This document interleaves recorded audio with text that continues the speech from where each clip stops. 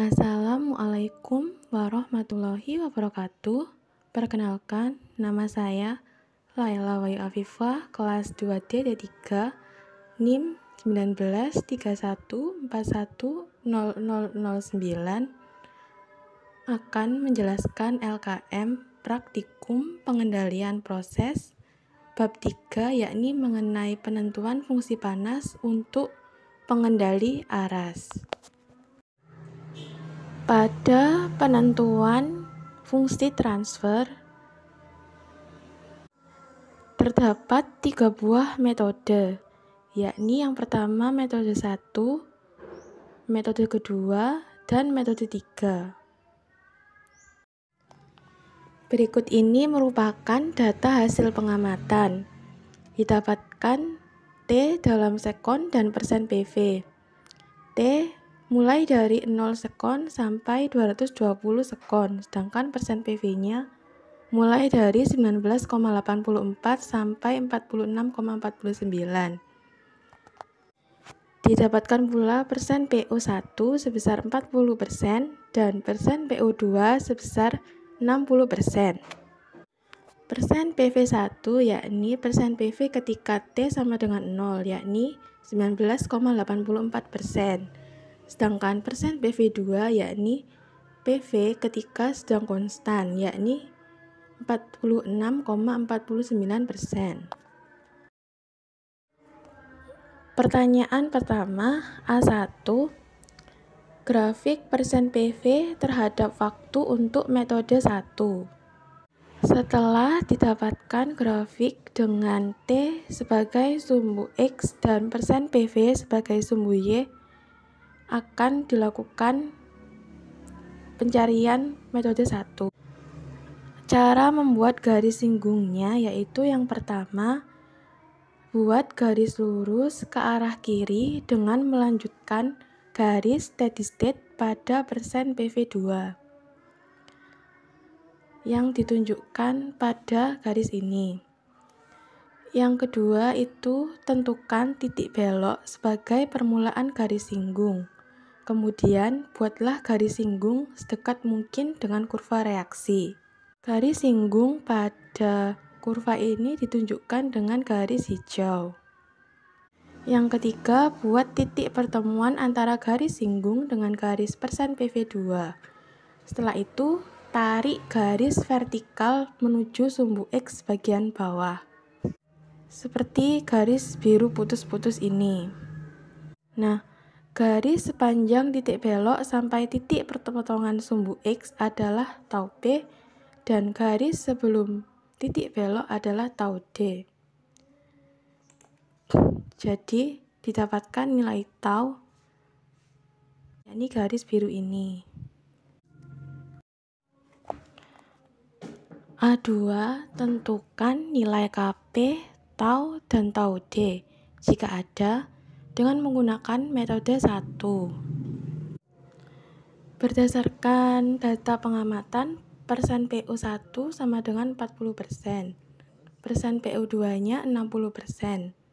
Sedangkan persen PV1-nya 19,84% dan PV2-nya 46,49%. Didapatkan delta persen PO sebesar 20%, yakni persen PO2 dikurangi persen PO1, dan delta CS-nya sebesar 26,65% berasal dari persen PV2 dikurangi persen PV1.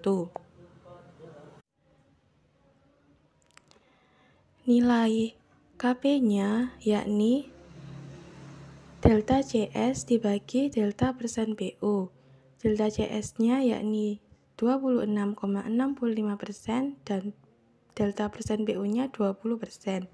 Didapatkan Kp-nya sebesar 1,3325. Nilai tau seperti yang didapatkan dari grafik tadi itu diukur dengan menggunakan penggaris, didapatkan sebesar 135 cm. Untuk nilai tau D itu tidak ada karena pada grafik ini tidak ditemukan adanya dead time. A3, tentukan fungsi transfer berdasarkan nilai yang diperoleh pada poin A2. Fungsi transfer atau GS sama dengan K dibagi tau S plus 1. K senilai 1,3325 dibagi 135 ditambah 1, hasilnya yakni 0,009797779. B1 yakni grafik persen PV terhadap waktu untuk metode 2.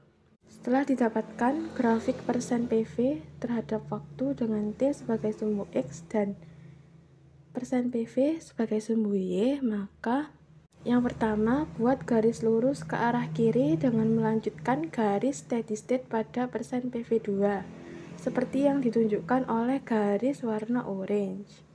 Yang kedua, cari titik potong dengan cara titik potong sama dengan persen PV1 ditambah 0,632 kali delta CS. Kemudian dari titik potong tersebut, buatlah garis horizontal sampai memotong kurva, seperti yang ditunjukkan oleh garis warna merah muda. Selanjutnya, buat garis lurus vertikal dari garis potong sampai ke sumbu X bagian bawah. Jarak antara titik 0 dengan garis vertikal tersebut merupakan nilai tau, yakni sebesar 80.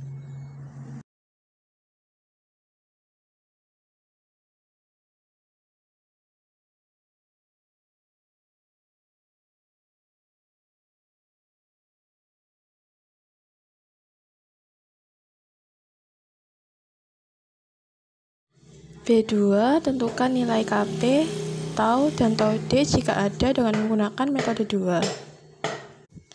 Untuk menghitung tau, seperti petunjuk pada metode 2, yang pertama, hitung titik potongnya, yakni titik potong sama dengan persen PV1 ditambah 0,632 delta CS, sama dengan 19,84 ditambah 0,632 kali 26,65. Hasilnya titik potongnya yakni 36,6828. Nilai tau didapatkan 80 dari jarak titik 0 sampai dengan perpotongan titik potongnya dengan grafik. Untuk tau D tidak ada karena pada grafik tidak ditemukan dead time. Nilai Kp pada metode 2 yakni delta CS per delta persen PU. Delta CS-nya 19,84 dan delta persen PU-nya 20. Didapatkan Kp sebesar 1,3325. B3, tentukan fungsi transfer berdasarkan nilai yang diperoleh pada poin B2.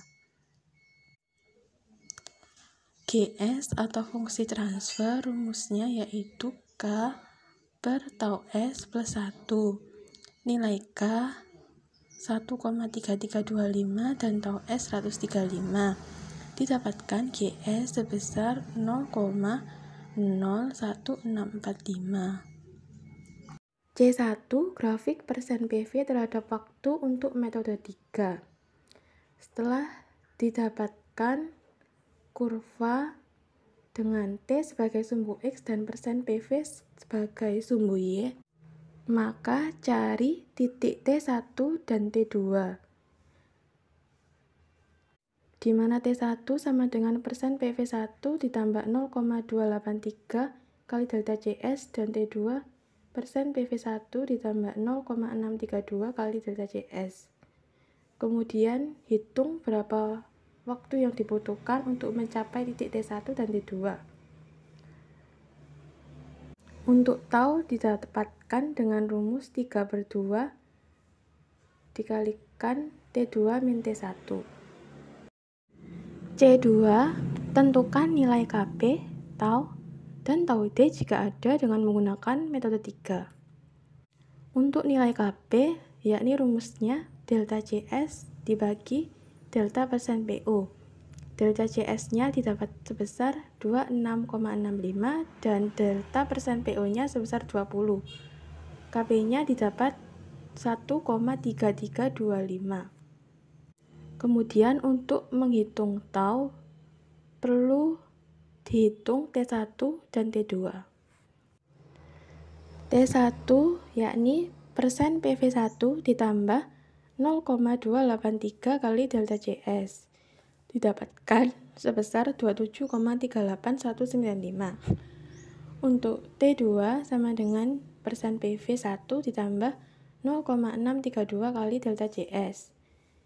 Persen PV-nya sebesar 19,84 dan delta CS-nya sebesar 26,65.